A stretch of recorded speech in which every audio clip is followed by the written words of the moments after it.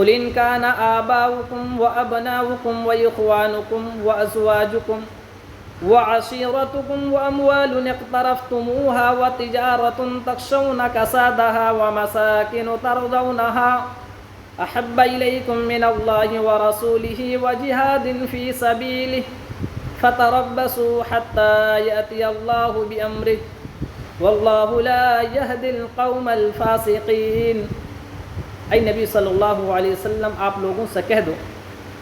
اگر تمہارے باپ اور اگر تمہارے بیٹے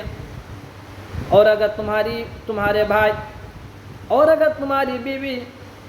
اور اگر تمہارے کنبے قبیلے، تمہارے خاندان، اور وہ تجارت جس کے کم ہونے سے تم ڈرتے ہو،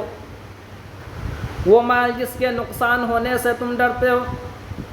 وہ تجارت جس کے گھاٹے میں ہونے سے تم ڈرتے ہو، اور بلڈنگ جنہیں تم تیار کرتے ہو، جنہیں تم دیکھتے ہو، یہ تمام چیزیں اللہ تعالیٰ اور اس کے رسول سے اور اس کے راہ میں جہاد کرنے سے زیادہ محبوب ہے، تو فَتَرَبَّصُوا حَتَّى يَأْتِيَ اللَّهُ بِأَمْرِهِ، اے لوگو تم عذاب الہی کا انتظار کرو یہاں تک اللہ تعالیٰ اپنا عذاب بھیج دے۔ وَاللَّهُ لَا يَهْدِي الْقَوْمَ الْفَاسِقِينَ، اے لوگ اللہ تعالیٰ فاسق قوم کو ہدایت نہیں۔